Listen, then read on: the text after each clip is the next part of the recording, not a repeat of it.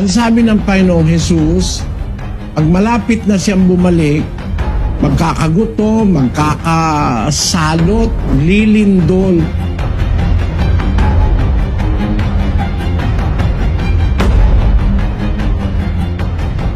Yung mga nangyayari na yan ngayon, ipinagpauna na yan ni Kristo. Mga palatandaan niyang malapit na ang pagbabalik ng Panginoon.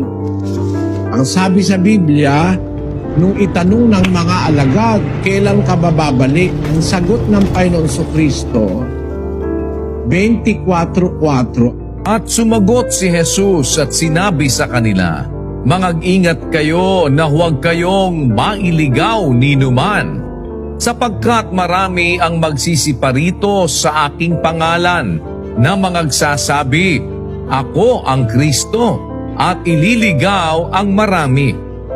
At makakarinig kayo ng mga digmaan at mga alingaw-ngaw ng mga digmaan.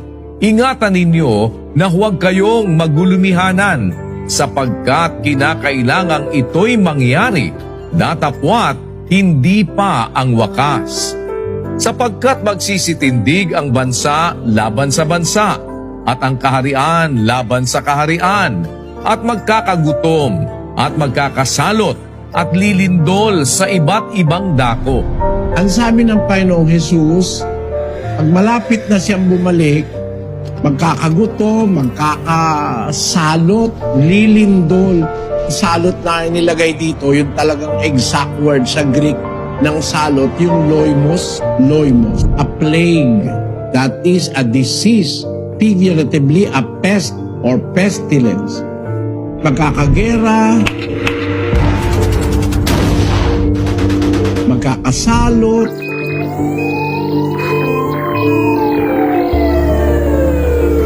magkakagutom, lilindol. Yan lahat ng pangyayari na yan, mga kapatid. Patotoo na nagsasalita ng totoo ang Panginoon Kristo. Totoo ang Biblia. Libo-libong taon bago mangyari, pinagpauna niya. Kasi nung panahon ni Kristo, no, di mo naman iisipin na nung panahon na yun, magkakagutom ang tao. Nung panahon namang mga nakaraan, di pa naman masyadong ganyang kahirap ang lupa.